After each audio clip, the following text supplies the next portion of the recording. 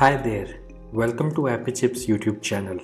I am Amber Jain and today we will learn how to install this app on Mac using Homebrew, which is also popularly known as simply Brew. But before we get started, let me answer some frequently asked questions first.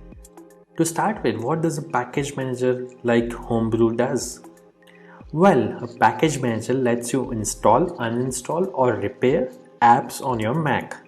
A package manager is very similar to App Store on macOS or Microsoft Store on Windows operating systems, except that a package manager uses commands that you type on Mac terminal to install or uninstall different programs. Some of the popular package managers for Mac include Homebrew, Nix, and Macports. And if you are coming from a Linux background, you will feel at home with Homebrew, especially if you have used package managers like apt, pacman, yum, etc. on Linux based operating systems. Next up, is it safe to install the Mac apps via Homebrew? Short answer, yes. In fact, Homebrew is the most popular and thus most widely used package manager on macOS. Moreover, Homebrew is a non-profit member of Software Freedom Conservancy Foundation, also known as SFC Foundation.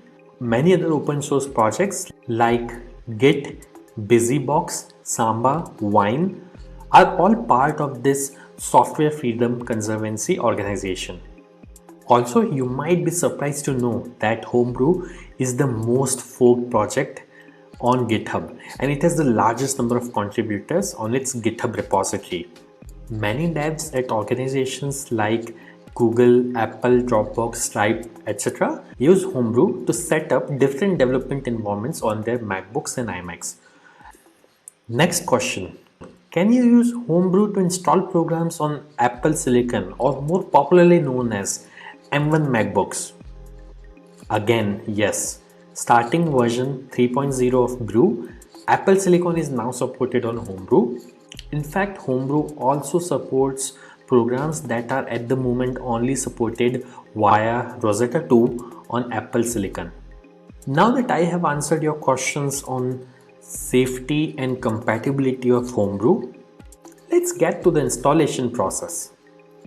Before we can install anything using Brew, we need to install the package manager itself, that is Homebrew, on your Mac. So let's see now how can we install Brew on Mac. Let me open my Mac here. First, you need to press Command and space on your keyboard. This will open Spotlight Search on your Mac. And then you have to type terminal.app. You will see this terminal app. Simply double click on it to open terminal. Let me maximize this terminal window. Now we need to copy paste the command to install Homebrew from the Brew website. So open your web browser and simply go to the website brew.sh. Once you are on the website, you will see this section called Install Homebrew, which has a command that you can simply copy by clicking on this button over here. Once it is copied, you have to go back to terminal, right click, paste. Now that the command is copy paste over onto this terminal, press enter. This will start Brew installation. Now it is prompting me to enter my user's password on Mac. I am going to type the password now, but it won't be visible on your terminal. Once you have entered the password, simply press enter, and if the password is correct, the script will continue. Now it is saying press return to continue the installation. I'll press enter here, and this will start the installation of Homebrew on my Mac. Let's wait for this to finish. As this message here says, installation successful. So that's it. Brew is successfully installed on your Mac now. Now before we proceed, I would like to highlight that Brew collects anonymous usage data via Google Analytics. As you can see on this page, if you want to opt out, you can simply run this command brew analytics off and press enter, which simply disables the anonymous usage data collection on your Mac. Now let's update the package database locally by pulling the metadata of the latest packages on a local map from the central Brew repository. This should typically take less than a minute to complete depending on your internet connection speed. To do so, simply type the command brew update and press enter. As you can see, my local Brew database is already up to date because I just installed Brew on my system. Now to install the app, let's run the brew install command. Mind you, if during installation, if you're prompted to enter a password, enter your Mac user's password to continue.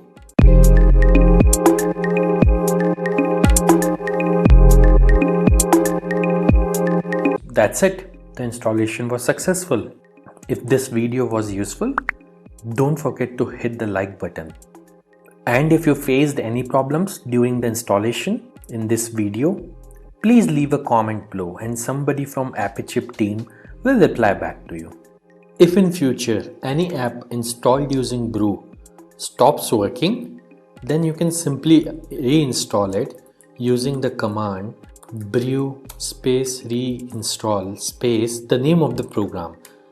For example, I'll try to reinstall this program called Hello, which is already installed on my system. As you can see, it is downloading the program and it says reinstalling Hello, and now Hello is successfully installed. And if you want to uninstall any app installed using Brew, simply run brew space uninstall space the name of the program. In this case, I will try to uninstall the program Hello, which is already installed on my system. As you can see, within a few seconds, it says the program is successfully uninstalled.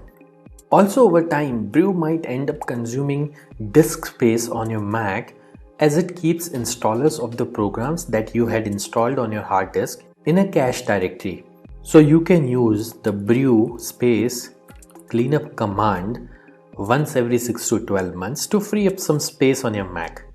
This command removes app installers and older versions of the packages only. It would not uninstall any of the apps that you have installed. As you can see, Brew cleanup was successfully run on my system. So do subscribe to our channel, as we have tutorials for installation of over 9,000 programs on Mac, which will come handy. If you need to install other apps on Mac in future, chances are that we have got it covered already.